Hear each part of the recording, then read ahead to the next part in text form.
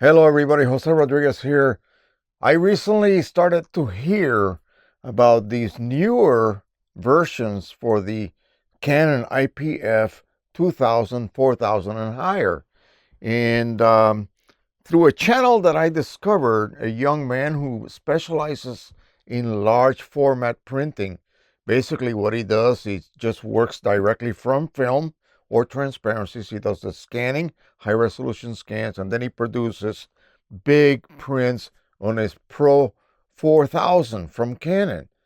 But he was considering whether he should upgrade to the 4100. Now, what would the 2100 or 4100 or maybe 6100 versions of these printers offer you that the current versions do not? So that's what he was looking into. Now, from what I have been able to see, and I just went online and started looking around, these newer versions are basically the same thing. There is no 1100, by the way. I wish there was. But the reason is pretty obviously why. These things do not use roll paper. So concentrating on the larger floor units, these new printers would allow you to load, I believe, 2 different roll adapters and allow you to then retract one roll and just by pressing a button, load the next roll automatically. It just basically moves into the system by itself. Now, a floor unit will not have a horizontal print bed, if you will. It'll be sort of slanted, like if I took this printer and I slanted it at 45 degrees or even higher. They literally are printing as if you were printing on a wall, almost. Not quite that vertical position, but almost. And so the paper loads from underneath, and because of the curl, see the outside of the paper as it is rolled is your printing surface. And that already has a built-in curl. So when the paper roll adapter advances automatically into the system, that little bit of a curl will allow the paper edge to enter flawlessly without any kind of jamming or problems or rejections or anything like that. Now, another thing that it'll do, I believe these rolls that you buy may have some sort of barcode system that the printer will initially read and then record. And that way it will know what type of paper it is, what the surface is, what the physical characteristics as far as ink density requirements or thickness, all of that stuff will be then recorded and remembered. And that's the important thing. So as you are printing and you are doing a batch of prints of a specific paper, and again, this young person basically prints on only 2 types of papers, so he doesn't have too much to worry about. What he has to do is retract the paper by hand, which is not what you would do on a 2100 or a 4100 or 6100. You press a button, the paper retracts, and you load the next one. That's it. And it can also detect the type of surface. The video animation that I saw basically shows a beam of light being shown onto the surface. Again, this is all happening possibly under the printhead, maybe, and refracted back up or reflected back up. I say refracted because if you have a glossy type surface, it will not refract or diffuse as much, and it will be detected as a glossy surface. Say, for instance, I load some other brand, and it's not a Canon paper that may have a barcode. Who knows? Who knows how they will recognize these rolls anyway? But let's just assume that.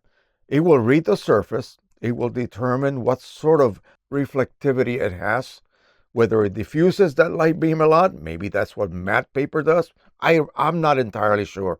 They were harping about that beam and how it can recognize paper surfaces. All automatic now. The bottom line with these printers, if you are already complaining about this printer and all of the internal automated maintenance that it performs, you're not going to like these other printers at all. Because again, They are production printers, and they will be even more likely to perform whatever they need to perform. That usually costs you ink, by the way, in order to keep themselves running flawlessly at all times. And you are expected to print daily on these printers. Not that it's going to cease working or anything like that, but it will require you more frequent printing.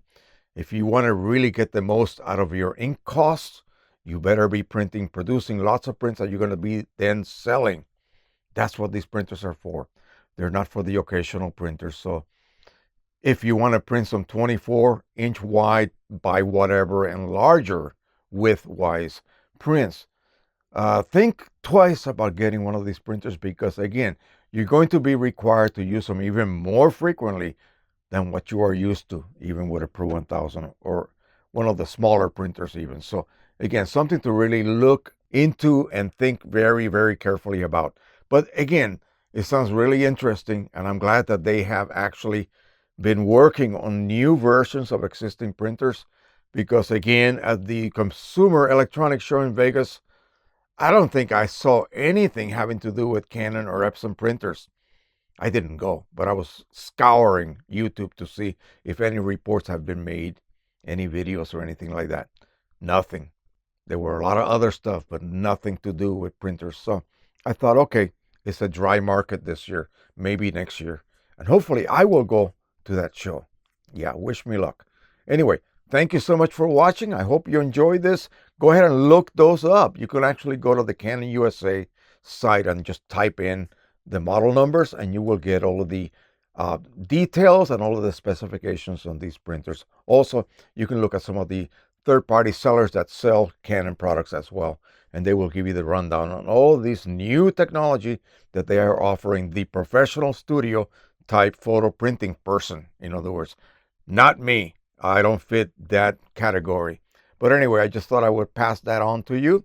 I will also put a link to this young man's channel so you can join it and possibly subscribe and enjoy his videos, because again, they are really interesting. It's really good, and I would just like to help him out. A few days ago I looked, he had about 250 subscribers, and a couple of days later he had about 400. So that's good.